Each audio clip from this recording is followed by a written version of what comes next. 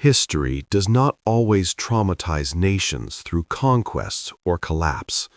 Sometimes it does so quietly, through memory.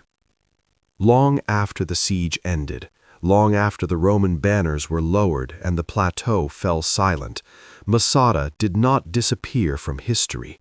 It lingered, not as a battlefield and not even as a defeat, but as something far more enduring, a psychological wound that refused to close. What happened at Masada was small by Roman standards. It did not change borders. It did not delay the empire. It did not even register as a meaningful challenge. Yet what Masada became would shape how an entire people understood survival, resistance, and loss for centuries to come. To understand how this transformation occurred, it is necessary to return to a moment when Masada still mattered least. By the year 73 AD, the Jewish revolt against Rome was already over in every sense that counted. Jerusalem had fallen years earlier. The Second Temple, the center of religious and political life, had been destroyed deliberately, stone by stone. Hundreds of thousands were dead, enslaved, or scattered across the empire.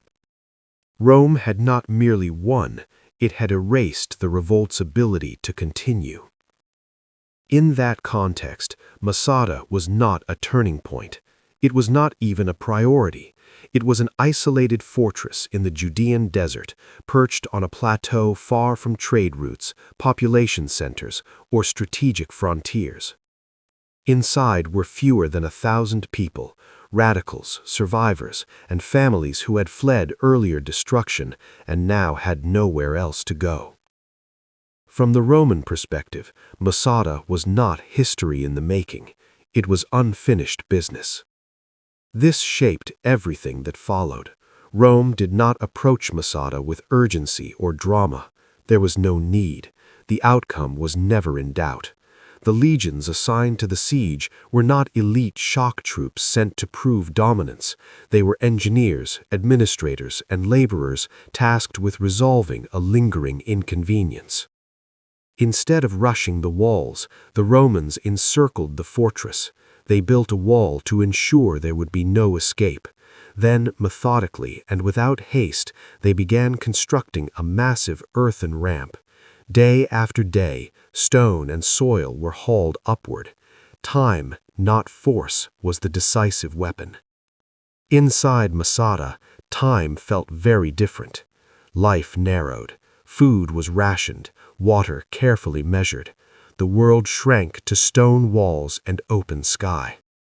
There were no reinforcements coming, no negotiations that could alter the final outcome. This was understood by everyone inside the fortress. And yet, daily life continued. This was not a heroic standoff. There were no decisive moments or dramatic turning points. There was only the slow compression of possibility, as each option disappeared in turn. Escape became impossible, victory inconceivable, surrender for many unthinkable. As the Roman ramp drew closer to the walls, the siege approached its inevitable conclusion. When the ramp was finally completed, Rome prepared to breach the fortress. There was no anticipation of glory, only routine. What followed was not forced by Rome, it was chosen by those inside. According to the historian Josephus, the only surviving source for the siege's final moments, the defenders gathered and decided that death was preferable to capture. Men killed their families, lots were drawn, the last survivor fell on his sword. Historians have debated the precision of this account for generations. They have questioned the speeches Josephus records, the logistics he describes, and whether events unfolded exactly as written. But the essential outline remains uncontested. When the Romans entered Masada, they did not find resistance, they found silence. Rome did not massacre the defenders. There was no final battle, there was only absence. From a military standpoint, the siege concluded without incident. The fortress was secured. The province remained pacified. Nothing changed. And because nothing changed, Masada should have vanished almost immediately. Rome had countless examples of defeated enemies who chose death over submission. This was not unique. It altered no policy, threatened no authority, and inspired no fear. By every rational measure, Masada was forgettable.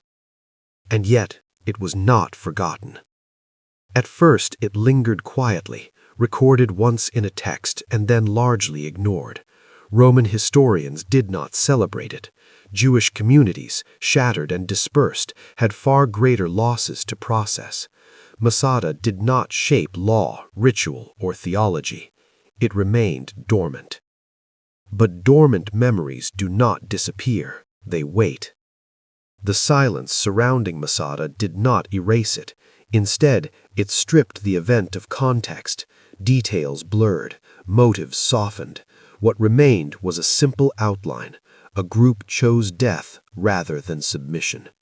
Over time, that outline became available for reinterpretation, and reinterpretation is never neutral. As centuries passed, Masada's meaning began to shift, not because new evidence emerged, but because new needs arose. Communities under pressure often look backward for affirmation rather than accuracy. They search history not for what happened, but for what can be used. Masada offered something rare, a story of refusal untainted by compromise, no negotiations, no accommodation, no survival purchased at the cost of dignity. The longer Masada remained silent, the more flexible it became. With no living witnesses to complicate the narrative and no competing accounts to challenge it, Masada could be reshaped.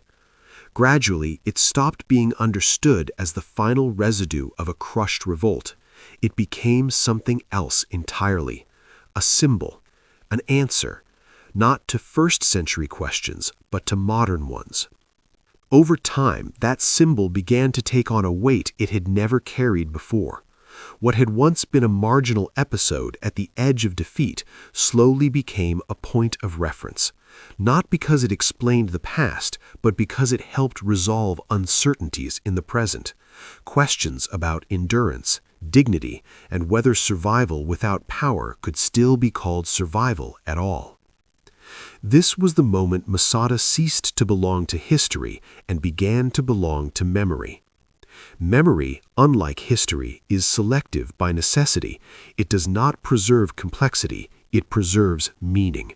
And meaning, once extracted, rarely remains neutral. As the story circulated through later centuries, ambiguity faded. Internal divisions were forgotten. Uncertainty dissolved. What remained was a streamlined narrative, clean enough to carry moral force. In this retelling, Masada was no longer a place of exhaustion, it was a place of resolve. No longer the last refuge of a failed revolt, it became proof that refusal itself could be a form of victory. This shift did not require falsification, it required emphasis. By the late 19th and early 20th centuries, Jewish identity was undergoing a profound transformation. Life in the diaspora was being re-examined. New political realities demanded new narratives. The past was no longer only something to endure, it was something to mobilize. In this environment, Masada returned with purpose. Its geography made it tangible, its isolation made it pure, its ending made it uncompromising. Few historical episodes could be pointed to with such clarity and say, here is what refusal looks like. As a result, the siege was reframed not as tragedy, but as agency. The defenders were no longer cornered survivors, they became conscious actors, choosing dignity over submission. That distinction mattered. Agency transforms despair into resolve. It turns loss into lesson. This reconstructed Masada traveled easily. It could be taught, it could be ritualized, it could be invoked without explanation. Eventually, Masada became a site of initiation. Oaths were sworn, promises were made. The phrase, Masada shall not fall again, entered common usage, not as history, but as intent. At this point, Masada crossed from memory into doctrine. What it came to represent was not survival in all its forms, but survival on a single set of terms. Compromise became suspect, dependence became dangerous, isolation became preferable to vulnerability. In this way, Masada did not merely commemorate trauma, it structured expectations about the future. This is where memory begins to exercise pressure. Once an event becomes a lesson, questioning it becomes difficult. Ambiguity appears disloyal. Complexity appears weak. The past must remain clear so the present can feel certain.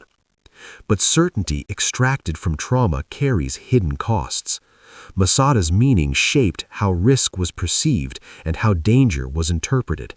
It encouraged vigilance but normalized siege mentality. It taught resilience but reinforced isolation. It insisted that refusal was the only moral option. Because historical memory does not remain abstract, it enters language, institutions, assumptions. Over time, the line between history and identity blurred.